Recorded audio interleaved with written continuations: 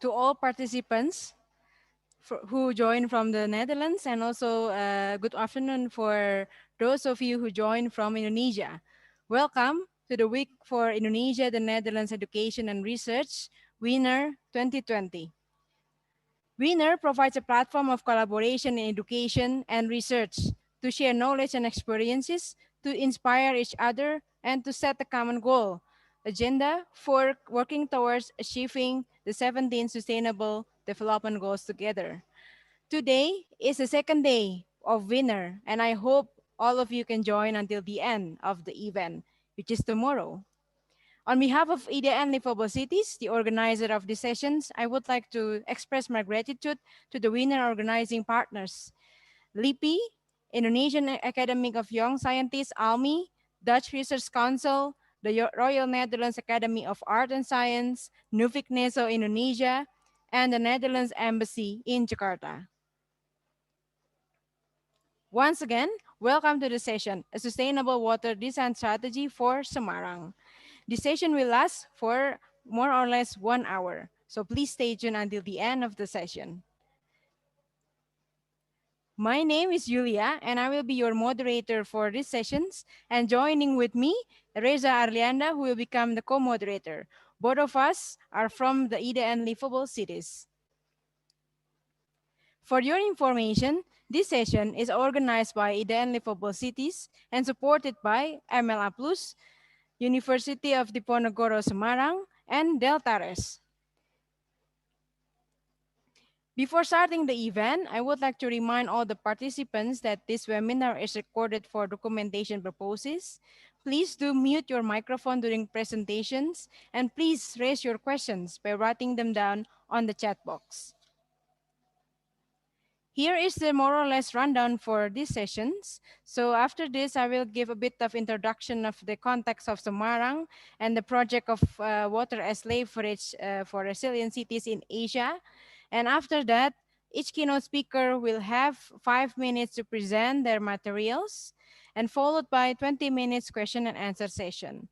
This session will be closed by 5 minutes closing and conclusion remarks by the moderator, which is myself. Furthermore, I would like to ask to all of you to fill in the polling questions through the link provided in the chat box. The result will be presented by the end of the session. So now I will introduce you to the context of Semarang and the project of water as leverage for resilient cities itself. So Semarang is a delta city located in the north coast of Java Island and is the capital city of Central Java Province. As one of the big cities in Indonesia, Semarang is inhabited by more than 1.7 million people in 2017. The city even forms a metropolitan area by agglomeration with surrounding cities, namely Kedung Sepur. The city has an important position in economic development in the province. Despite its economic prosperity, unfortunately, the city is facing environmental challenges due to the climate change phenomenon, such as drought, landslides, and floods, as you can see in the picture on the right side.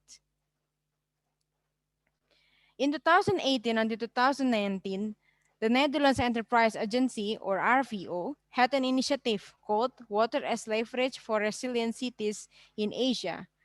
The aim is to assist selected cities to develop strategies to face hydrometeorological issues due to climate change and to shift the paradigm of seeing water as just a disaster, but also as an opportunity. The initiative was implemented in 3 pilot cities, which were Chennai, Khulna, and Semarang. Semarang was assisted by 2 consortiums, Cascading Semarang and One Resilient Semarang. Both consortiums consist of multidisciplinary experts from Indonesia and the Netherlands. Such a good collaboration between the 2 countries. By the end of the initiative, both teams produced 5 project proposals toward an integrated water strategy. These 5 proposed projects are feeding the industry, rechanneling the city, spongy mountain terrace, resilient kampong, integrated protective coastal zone, and water neutral industry. And joining with us today, there are 4 keynote speakers who are part of the Cascading Semarang Consortium. Each keynote speaker will share one aspect that is more important in developing a sustainable water design strategy. I will read a short profile of each keynote speakers. The first keynote speakers is Mrs. Piwi Chio from Ideal Livable Cities. Ibu Wiwi Chio is a landscape architect currently working for the Urban Planning Department of the Rotterdam Municipality. Her expertise is in landscape and urban design with a passion for integrated water and landscape planning. She has worked on projects throughout Southeast Asia, United Kingdom, and Australia. Since 1999, she worked for several municipalities in Netherlands, responsible for all stages of landscape design, for example, landscape strategy, urban transformation plan, contributed to the integrated urban water strategies, and detailed innovative water plans with an emphasis of sustainability. Since 2013, she is actively involved as a task force driver in ideal and livable cities, and with integrated water and landscape planning as her specialization. And our second keynote speaker is Olaf Harrison from MLA Plus. Olaf Harrison is an associate director of MLA Plus, a well-known internationally operating Dutch master planning, landscape, and architecture firm with offices in the Netherlands, United Kingdom, Germany, Russia, and China. Olaf is an experienced architect and urbanist with extensive international experience and an interest in realizing complex projects in different cultures and countries. He is a strong team player and connector with a knack for organization and a keen eye for people and detail. In Cascading Semarang Consortium, he holds a role as a team player. And our third keynote speaker is Monica Altamirano from Deltares. She is a public-private partnership specialist at Deltares and advisor to the Netherlands International Water Affairs team, committed to the making water security financial viable for developing the countries in time of climate change. With 16 years of experience, she has advised governments on how to catalyze private sector investment in water infrastructure and climate adaptation in Asia, Latin America, Europe, and Africa. She is also the member of World Economic Forum Cities, Infrastructure and Urban Service Community, the UNECE team for specialists in public-private partnerships, and the OECD Roundtable of Financing Water. She is currently leading the Peru Following Water Journey, which strives for systemic change toward the sustainable use of water. Last but not least, we have the fourth keynote speaker, which is Mrs. Iwandari Handayani from Diponegoro University, Undip, Semarang. Iwandari Handayani obtained her doctoral degree from Stuttgart University, Germany. She is currently a senior lecturer of Department Architecture, Diponegoro University, Semarang. Her expertise is in the field of urban-rural linkage and regional planning. She recently assisted Semarang city government to develop the Semarang Resilience Strategy and within the Cascading Semarang Consortium, which she led the governance cluster. And without the further ado, I will give the floor to the first keynote speaker, Mrs. Wiwi Ichio, who will present the social and community aspect toward a sustainable water design strategy for Semarang. Please, Wiwi Ichio, the floor is yours. Okay. Thank you so much, Julia, and thank you to the winner organizing team for giving me the opportunity to present the lessons learned from the Cascading Semarang team from the, sorry, my apologies.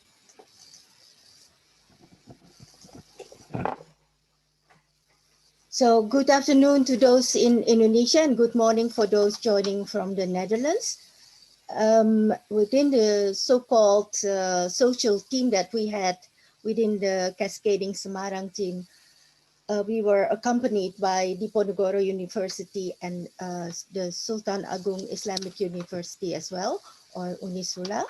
And in this presentation, I will guide you in 5 minutes through a cross-section of some of the characteristic areas in Semarang.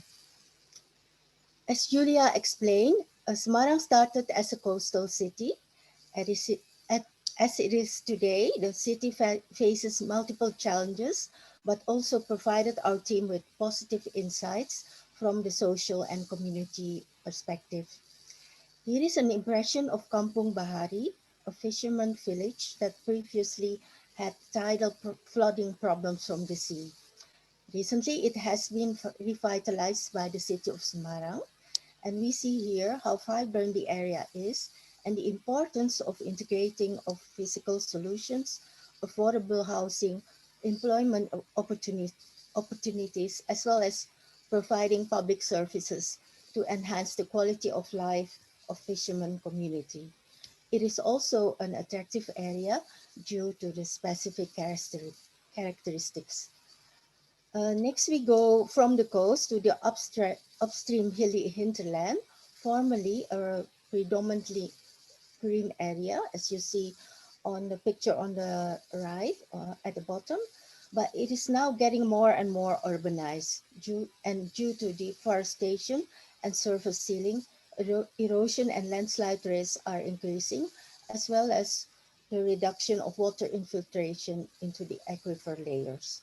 Yet we see inspiring examples of innovative agriculture systems, such as at Hah? Kampung Aquaponic. Bocor.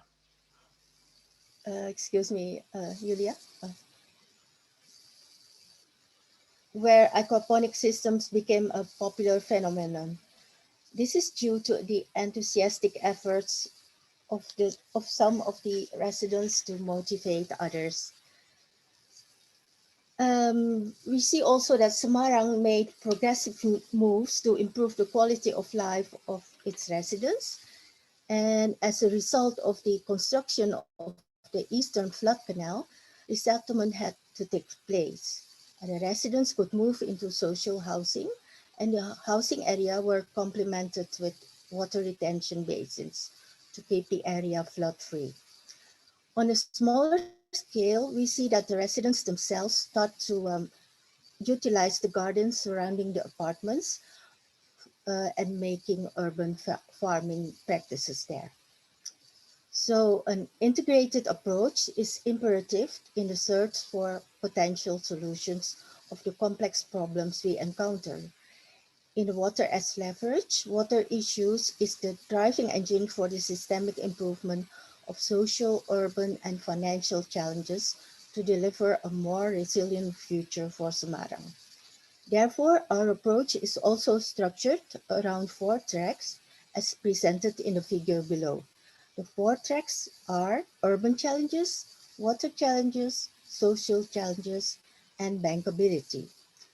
These four tracks are intertwined with the two goals of this project: to come up with integrated bankable projects based on research by design methods. Olaf, as a team leader, will elaborate on this in the next presentation. As part of the Cascading Semarang strategy, IDN Livable Cities were involved in the development of the so-called NL Inclusive Infra Manual based on the Social Impact Assessment tool. More partners were involved in the development of the tool, among others with the Vane and Boss Engineering consultant. This was a very insightful process as the team took the dynamic area around the Peterongan market. This is a lively, recently renovated traditional market near one of the old channels within the city. And the valuable lesson learned here is to include vulnerable groups directly affected by proposed interventions in the process of the design of their environment. So with this, I would like to end my presentation, and I look forward to your reactions, and thank you for your attention.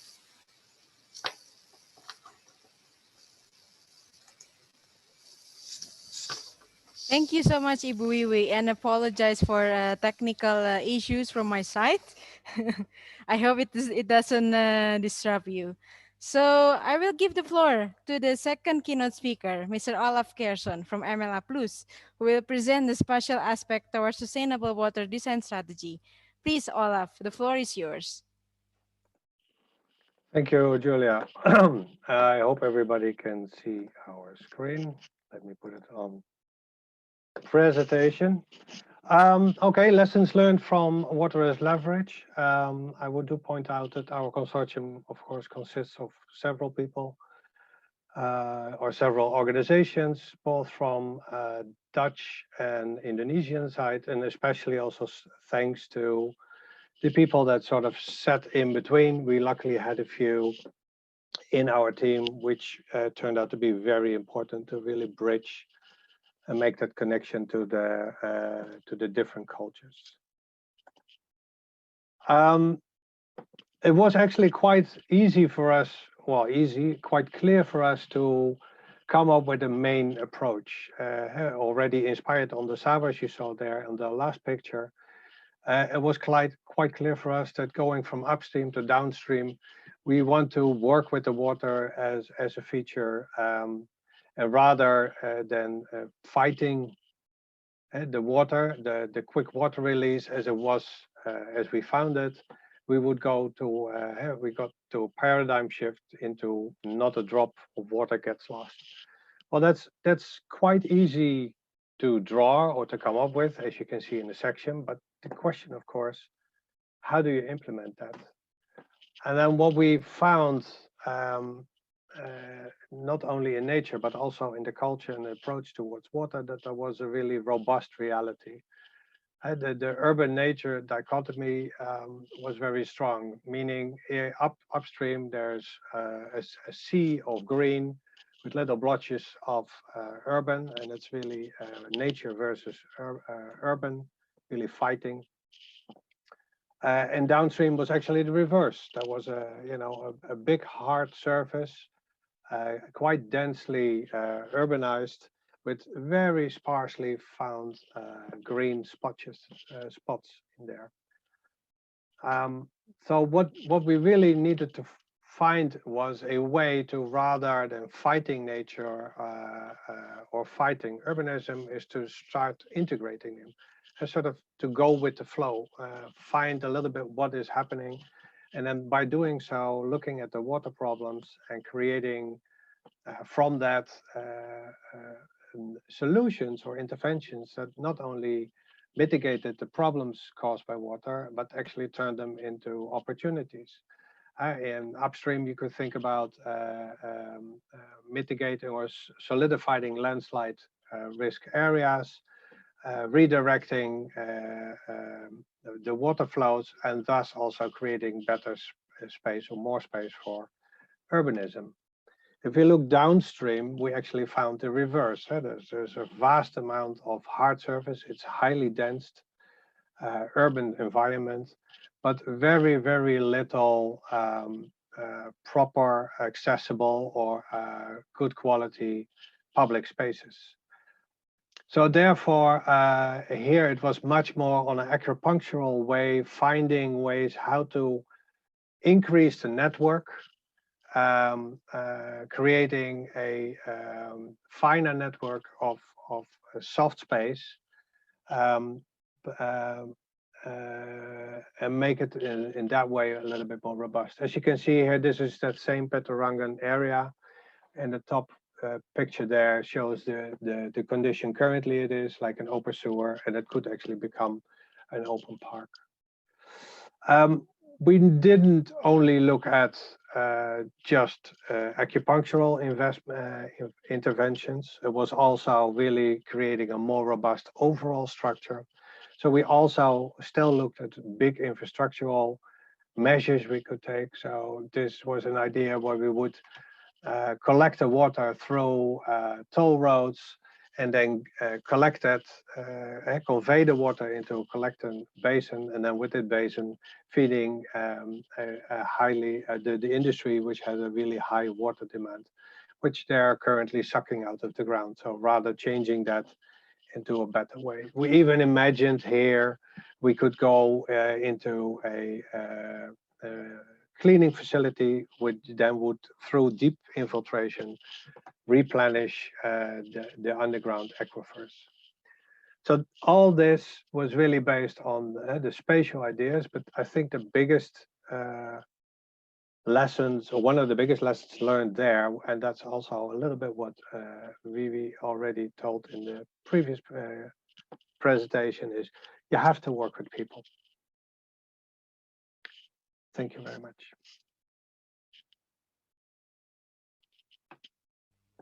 Thank you so much, Olaf. I think that is a quite important and interesting presentation from your side. And I think the design would be like such an inspire for everyone here, the participants, especially who are had a background in design as well, because there are so many things, I believe. And thank you for squeezing all the lesson learned into the 5 minutes. So now I will give the floor to the third keynote speaker. Mrs. Monica Altamirano will present the economical aspect towards sustainable water design strategy. Please, Monica, the floor is yours. Thank you. Thank you. Do you see my presentation? Yes, I can see it. Okay. Okay. Okay. Good morning, good afternoon, everyone. It's a pleasure to be here. I cannot see Julia. So could you?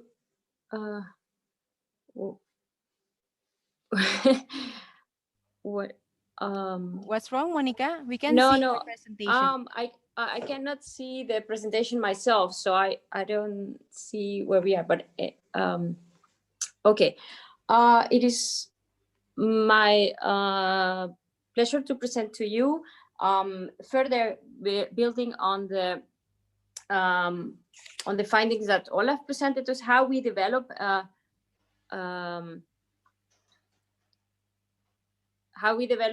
implementation strategy.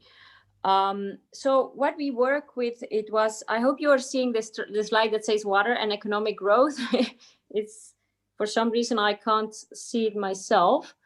No, you have to push one more. I think you have to push one more button because we are still looking at the welcome slide. Okay. So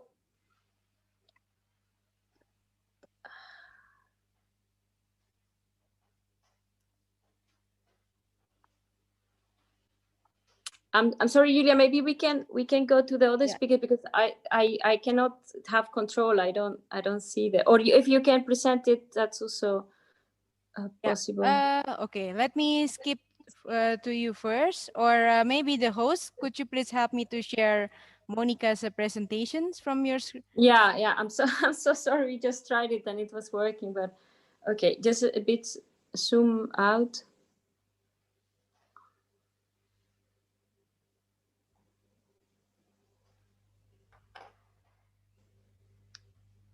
Yeah, can you see the presentation already? Yeah, I see it actually too big, but I hope the rest can see it perfectly. So we can go to the next slide.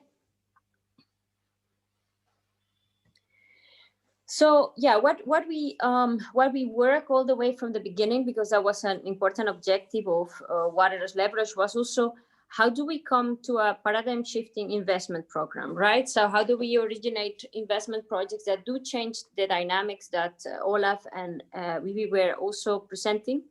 And so we work with all the different disciplines to see how to implement these 5 urban development typologies in a way that would bring a very good win-win dynamics between water, climate resilience, and economic growth.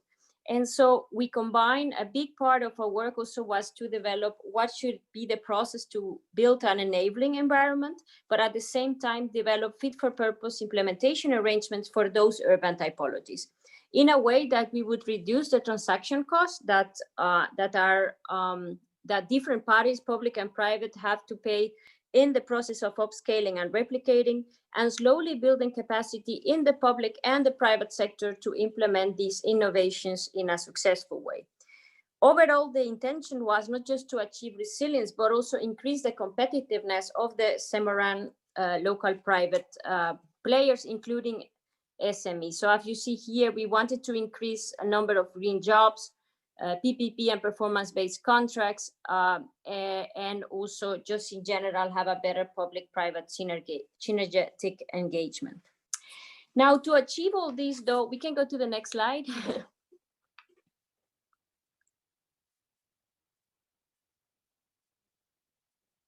to achieve, I mean, for any of our ideas to access funding and financing, either public or private, we needed to work together to develop the full investment or business case.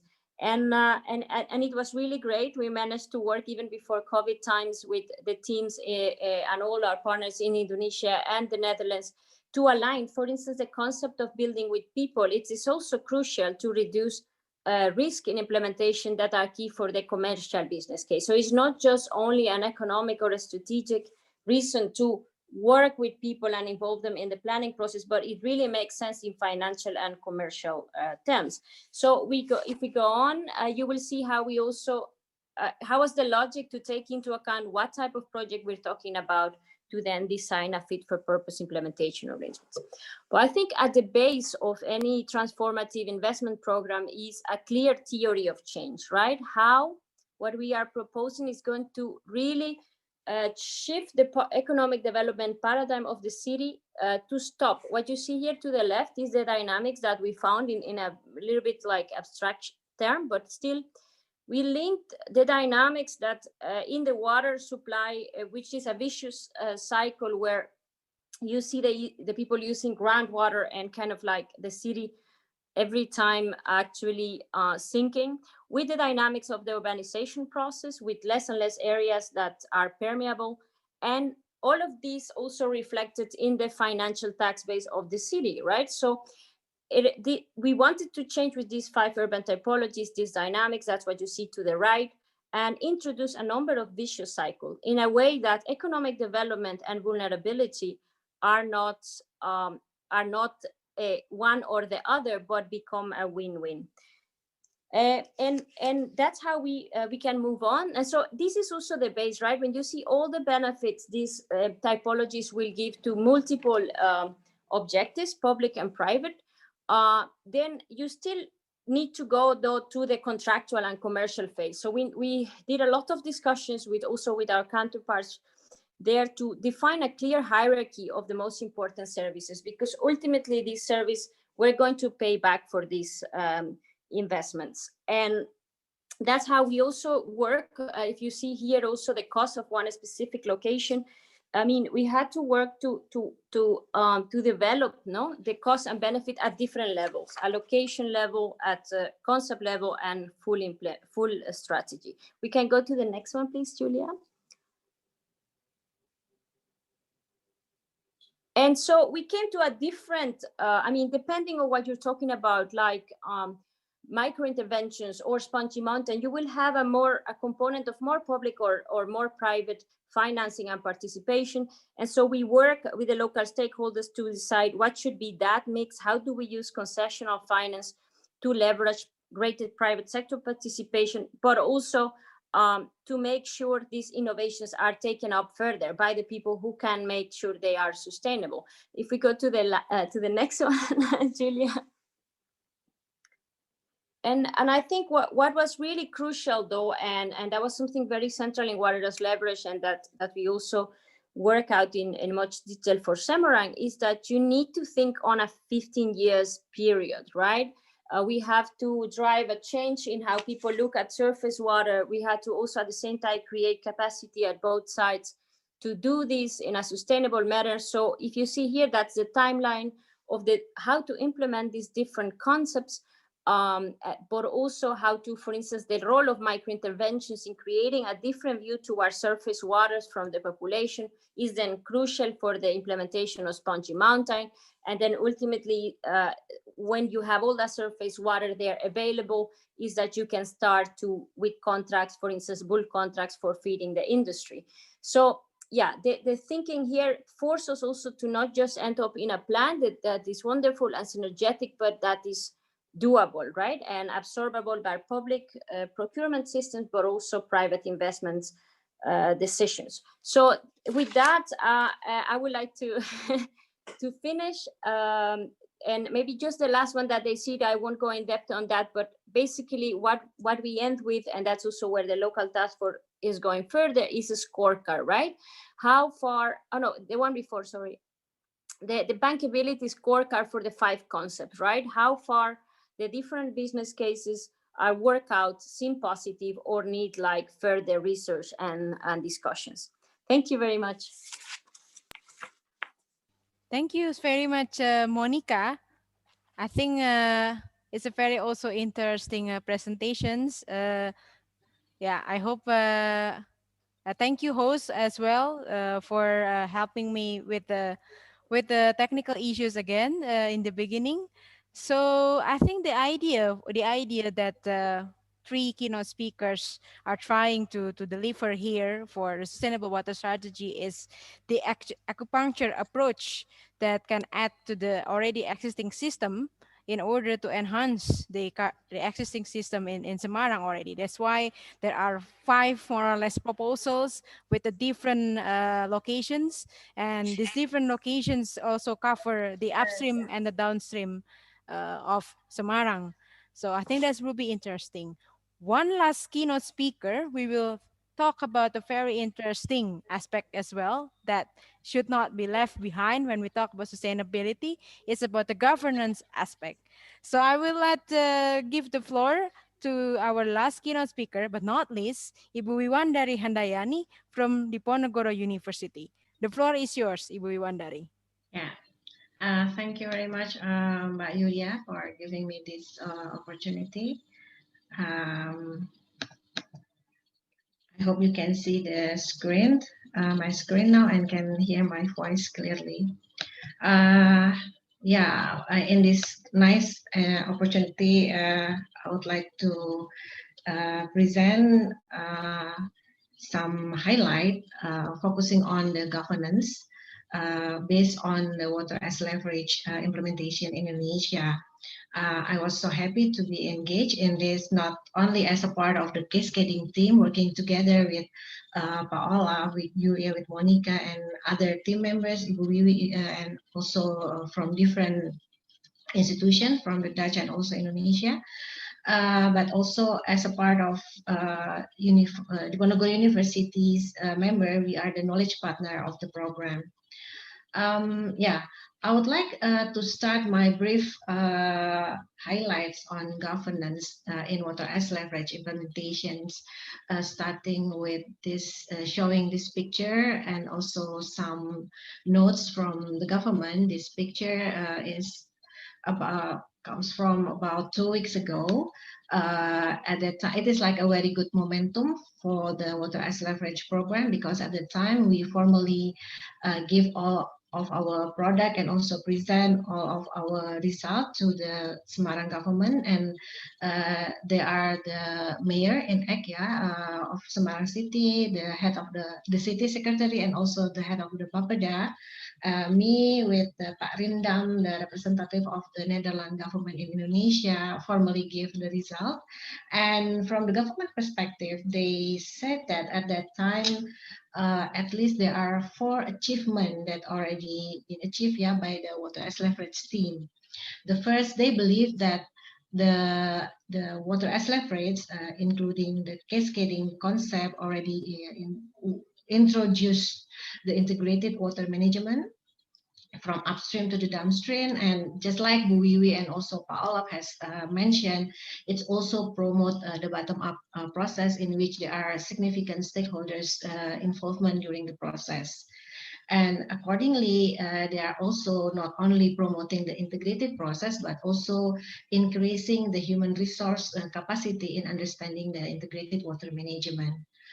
And of course, there are also important achievement, because this program already helped the communication process between the central government and also the provincial and the local government. Because when we talk about water governance, water management in Indonesia, it is across jurisdiction and also authority and communication among different level of government is very important.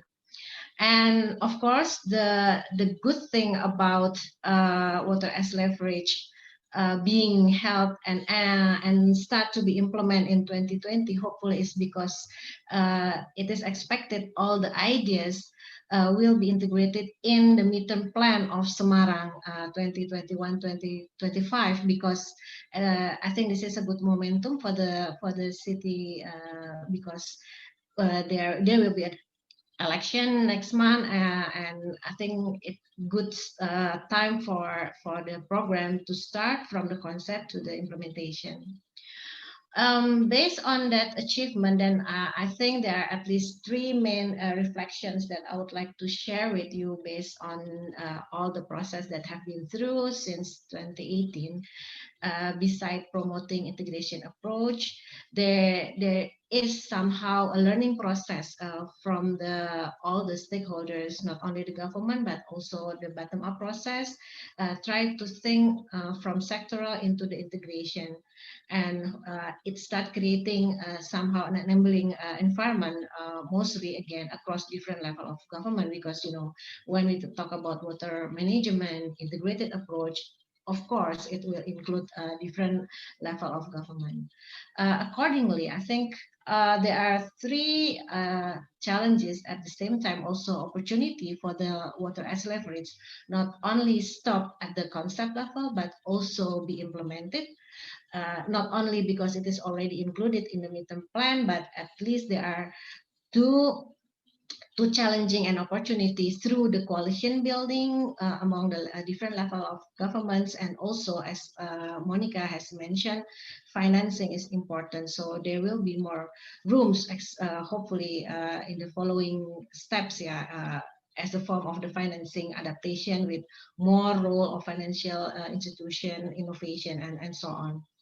I use a simple network gap analysis to show that maybe when we start at 2018 up to 2019, there are a strong role of the main actors, the design team, the Semarang city government, or maybe Undip as the local expert pool or the knowledge partner. But then the expectation start from the 2020, we can start the implementation level and expanding the involvement of the actors, including the national, provincial, local government. And of course, it will be very important, the role of the financial institution, and in collaboration with the local partners based in Semarang.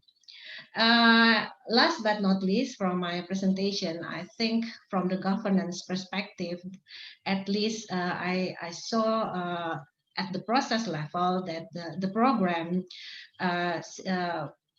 we see that the city perceives integration as a harmonization initiative and action. So the harmonization is very important to promote integration, and somehow the decentralization challenge in Indonesia need to deal with that, and we need to build the coalition and work in a harmony way. And looking at the output, wall or water as leverage involve already goal visioning and interactive strategy making process, and expected to provide a more optimal outcomes, and of course a sustainable solution that works not only hopefully for Semarang, but could be replicated in other parts in Indonesia and also other countries. I think I will stop here. Thank you very much for the opportunity, and I give the time back to Yuria. Thank you, Mbak Yuria. Thank you, Ibu Wiwandari Handayani. Wow, I think that's why we have to put you in for the fourth keynote speaker, because I'm glad that there is a continuation from the project and it being adapted into the regional middle term planning development. I think that is a quite breakthrough, I think, after the project is over. So, well, I see here, I think we have to proceed to the quick question and answer sessions. I think I see one questions here. Um, let me summarize that with you. I think this question is general for everyone. Uh, what efforts should we do to recycle the water that we already use for daily activities, such as bathing, washing clothes, and etc., so that it can be used again, but not just immediately become waste? So I think I will give these questions maybe to Olaf and Ibu Wiwi. I think that's your specialty. please. Okay, yes. Well, I think it's very good to optimize use of water. So if you're now talking about gray water use, so the washing up and the bath water, etc. It would be good to find ways to clean it and then reuse it. For instance, watering the garden or the plantations. You can do that on a small scale, you can do that on a centralized scale. And I think the key is finding ways on implementation. The techniques are there. They can be high tech, they can be low tech, but it's much more about how do you get that system installed. And I think what we tried with cascading is to think on again on two levels. So we talked about, even as our last intervention, the cleaning facility, and then re-infiltration, deep infiltration to replenish the underwater aquifers. That's a typical high-tech, big infrastructural part. But we also looked at what is already there, on a local scale, on a household scale, and that was our last bit where we talked about micro interventions, which is basically stimulating local communities to combine efforts Mm. as much as possible and make that happen. And that's also, I think, what Chup was talking about, getting or reaching out, starting at the earliest moment. And that means not only rich people, but also the more vulnerable communities. And yes, that does need some coordination. It doesn't mean that it all needs to be top down, and it can still be bottom up. But it's very much about coordination. That's, I think, the whole key issue here. Thanks. Ibu Wiwi, would you like to add some more? I know that you have a lot of experience with water as well, especially in Rotterdam. So yes, please. Yeah.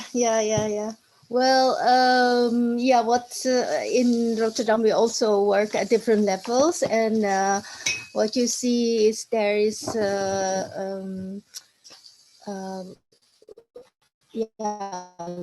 lot of local initiatives. And what inspired me was that people were already collecting rainwater, how the person who lives in that village in the hilly area, who he motivates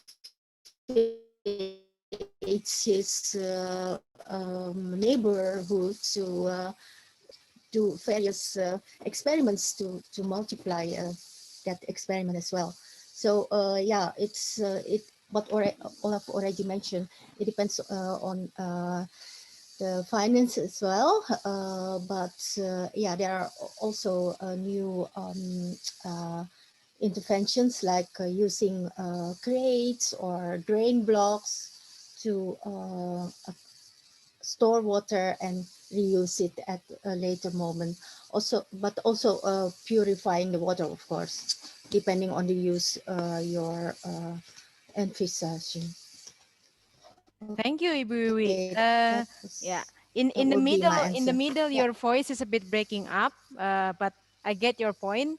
I think that's Oh, a very okay. Sorry. interesting, and I think there are a lot of innovations and products. I think that has been developed in the Netherlands that can be also used to reuse the water at some point. I received one question for Ibu Wiwandari. Wow, this question is about a bit complex. It's about the network of stakeholders and the actor players in the term of a sustainable water design strategy.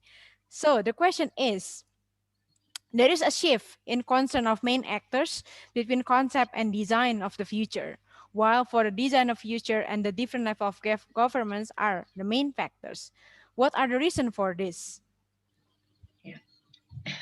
Thank you, Pak. I think it's from Pak Andi Aryawan for the questions. Yeah, I will try to answer your questions. There are at least two reasons. The first one is, at the implementation level, when we talk about water management, river management, I think most important part is coordination among different government sectors and also level, because water in Indonesia under the different responsibility of government. And when we talk about river, it is cross boundary.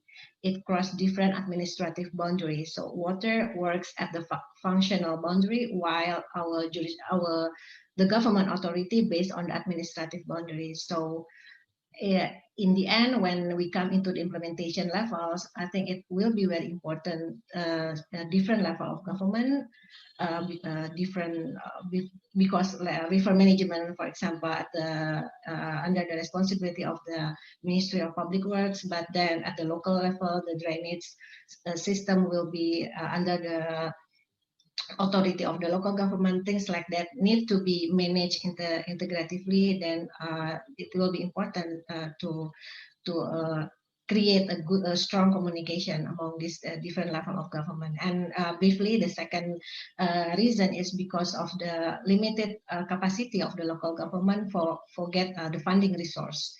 So it's very important, yeah, for the local government to work together with the upper level of government, the provincial and national, to get more support, mostly to get more opportunity to get help and support in funding. Yeah. Thank you, Mbak Yulia. Thank you, Bu Iwandari. I would like to stay a bit on that topic. So, because in your presentation, you said that thanks to the water as leverage, based on your observation, there is an increasing capacity for the local government in integrated water strategy development and maintenance. To what extent do you think this capacity can be shown, for example? More understanding, more awareness that when we talk about water, it means we cannot just see it as a sectoral level, but we need to see it integratively, because water will be also related with other sectors, with waste, for example, with spatial planning, for example. So I think the learning process like that is very important, raising awareness and understanding all of the involved stakeholders, including also the government. Yeah. Wow, I think I'm really glad that this kind of cross-sectoral thinking and can be developed there in the local government, and also can break the silo culture that always be there in all local governments unit in Indonesia. Like I have several experiences as well, and it's always hard for them to think about cross-sectoral, even though they are maybe in the same office building. So that's quite weird. I have also interesting questions from Nailul Firdaus. What should be the first and foremost priority in realizing sustainable water management in cities? Okay, I will give the first to answer to Monica, I think. Thank you. Okay. Yeah, that I saw the question, and it's a very interesting one, because I think and there is also when you need to keep the systemic view inside, right? Because it's not it's like what we thought micro interventions should be the way to start, in a way, because people start to interact with surface water, starts to change that. So I think you have to work all the time at the different levels, like that behavioral level. At the same time, policy, economic instruments also give a great incentive for those changes, right? So if we talk also about water reuse, it's so important that the government set the right tone with the prices, with the tariffs, and so forth. And at the same time, what we saw is that it's not, it's like a very sensitive balance, because we may want to change the culture. I mean, we may want to change the regulations, but that's going to take time, right? And so at the same time, you have to work with the actors like private sector at all levels, that have the interest in innovation. And instead of the stick, you also have to use the carrot, no? So that was the idea that we had, is like, how do we make them enthusiastic, like urban developers, to use this and see that they could also earn money with this new system, right? So it's like you are converging from all the sides. Now, in terms of the city, I think it is crucial though, because often we look at water and sanitation also even within the water sector as a silo, but we depend on those resources upstream. So I think it's really crucial to, in a way, make people in cities more aware of the connection with the rural or the say upstream communities, right? And that they depend on them, and so that you can also start to establish ways of funding or financing from instance from the water bills, the works upstream that may guarantee that sustainability. Some of these you see already, for instance, in Latin America, where 1% of extra in the water bills in Peru have been added to invest in green infrastructure. So I would say the urban-rural connection is also very important to establish. Okay, that's more or less what I would like to say. Thank you, Monica. I think the first one is awareness, like we Wandari said. As long as the awareness is there within the stakeholders and also the community and inhabitants, I think, and everyone understand that, okay, there's an urgency in our city to take care of all the disaster that happen. I think that would be like a trigger point when we have to think about something, and then we start collaborating. We share resources that we have.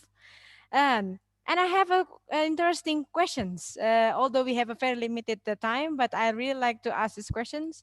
I think I would like to address these questions to Olaf and Bui Wandari, the representative from both countries. What make this water as leverage Semarang different than any other related projects in Semarang? Maybe Bui Wandari first. Ladies first. Okay, thank you, Yulia. What makes this program different? Because I think there are two strong messages. The first one is it promotes integration, not only think water as a water problem and as a water solution, but also water related with different sectors. And we promote the integration approach from the upstream to the downstream. And not only that, the second thing that make it different is because we hope that we do not only propose concept, but we also provide some options to make it implementing by like could be formed as a development project. So not only a concept, but how we can provide opportunities to finance to become like a bankable project. I think that's my brief response, Mbak Yulia. Thank you. Thank you. I think it's a very beautiful message. Olaf, what do you think? Now, of course, it becomes difficult to top that. No, but I know what makes it different is in spatial sense, at least, apart from all the collaboration and the cross-sectoral approach, is that it actually also connects a problem or a challenge, the water challenges that are there, to be resolved in such a way that it actually creates more. That's the whole leverage part. Water as leverage. That was the main idea always, as Henk Oving really stimulated that approach. So start thinking not just about how to solve an issue, a problem, which is water related in this sense, but what can you actually come up with in such a way that it actually adds, more benefits to its area or to its. And so that's also what I try to showcase a little bit. I mean, with the spongy mountain approach upstream, so there's water induced landslides happening there. Okay, we can just make a big I don't know, gutter around it and that's it.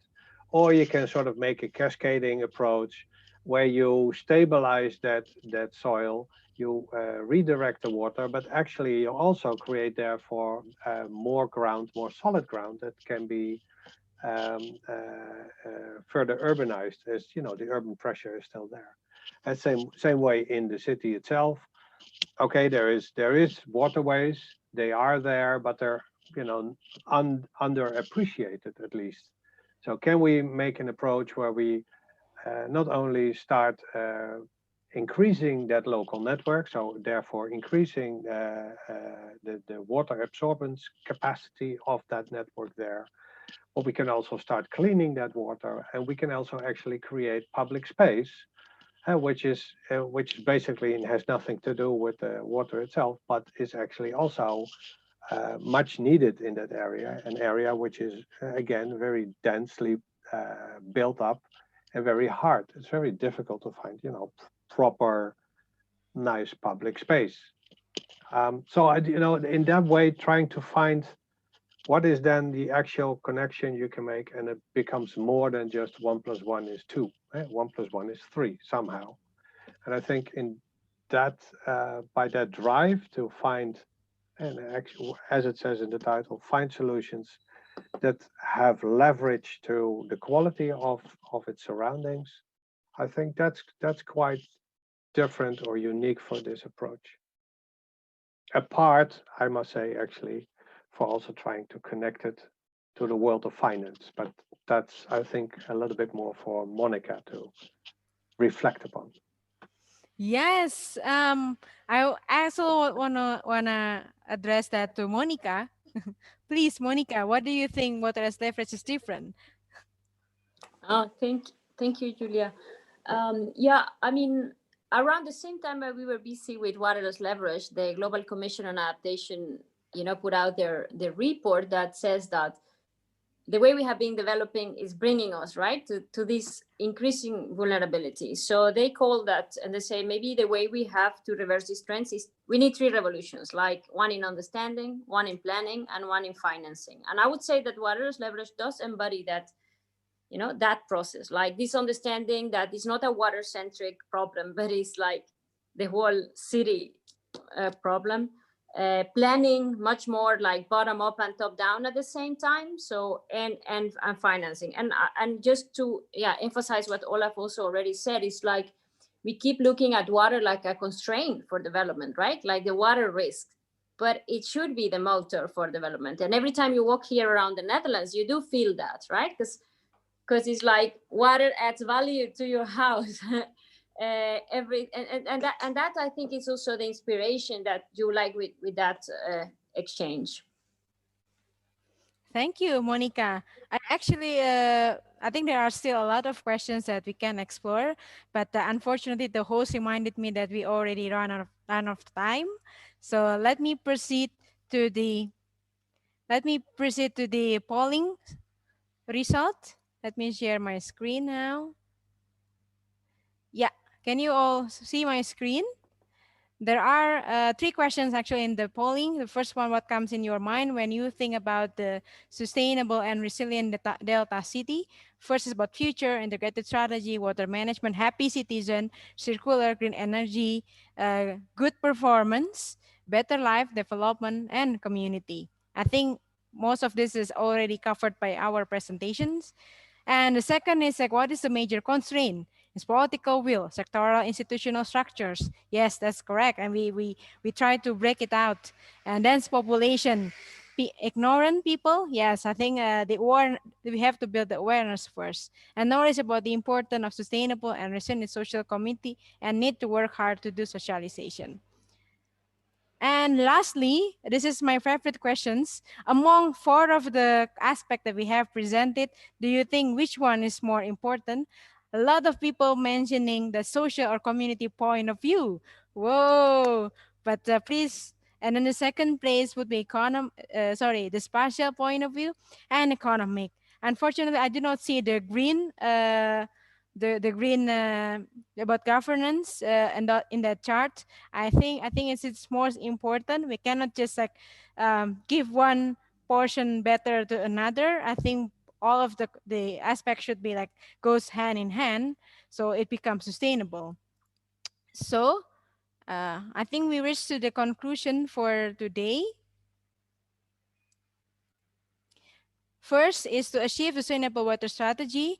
It is important to consider all the various aspects and layers such as social community, spatial, economy, and governance. Again, I say to you, we cannot choose merely one to another, but we have to integrate it and create a harmony. And the second is a cross-sectoral approach and collaboration. It's important and crucial because we can share the knowledge, inspire, and divide the role and have a joint resources. And lastly is the capacity building and knowledge transfer are required so that any good initiative can be adopted, and become sustainable.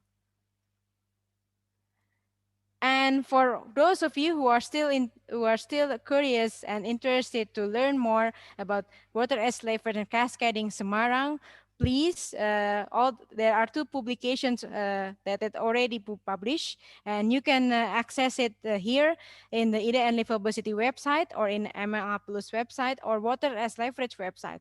The link can be provided in the chat box. And just a bit of promotion, in the Endless Publicities will not stop here.